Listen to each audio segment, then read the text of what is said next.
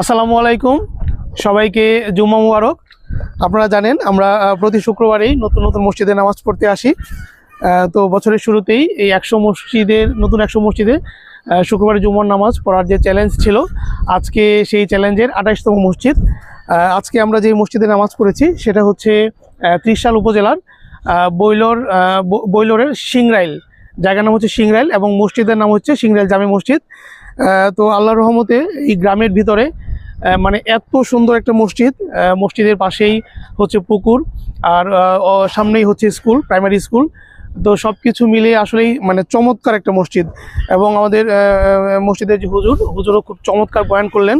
হুজুর আজকে বয়ান করেছে আমরা যে স্বপ্ন দেখি, স্বপ্নের বিভিন্ন ব্যাখ্যা নিয়ে। তো আমরা আসলে অনেকেই মানে ভুল মিনিং করি। আসলে আমরা যেই স্বপ্নগুলো দেখি এগুলো আসলে যারা আলেম আছে তাদের কাছে আসলে জানা উচিত। সো আপনারা সবাই জানেন আমাদের সাথে প্রতিদিনের মতো থাকে সজীব অবশ্য গত সপ্তাহে ছিল না, আজকেও আমাদের সাথে ফুয়াদ। তো আগে কে বলবো, সজীবের কাছ থেকে শুনি, পরে আমরা ফুয়াদের কাছ থেকে শুনবো। সজীব। জি, আসসালামু আলাইকুম রহমতুল্লাহ, জুম্মা মুবারক।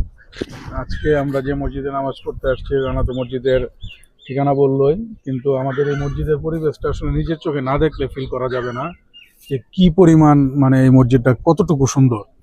নিরিবিলি, খুবই অসম্ভব রকমের সুন্দর একটা মসজিদ। এবং আপনারা দোয়া করবেন যাতে আমরা এরকম আরো সুন্দর সুন্দর মসজিদ আপনাদের সামনে উপস্থাপন করতে পারি।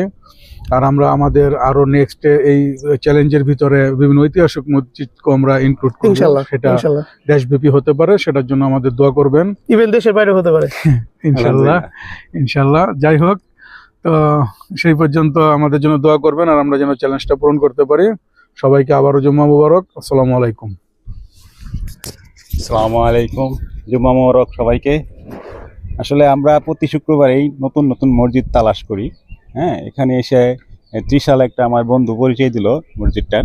খুবই সুন্দর একটা মসজিদ।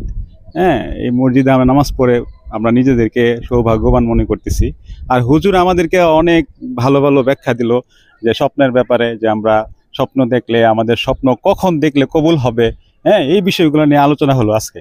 আমরা এই বিষয়গুলো আরো আমরা বিস্তারিত জানতে গেলে বড় আলেমের সাথে কথা বলে আমরা জেনে নেব।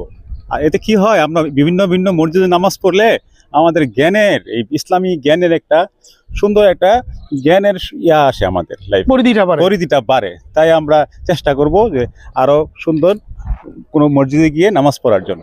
আল্লাহ আমাদের সবাইকে তৌফিক দান করুক, আমিন আমিন। সো সবাইকে ধন্যবাদ।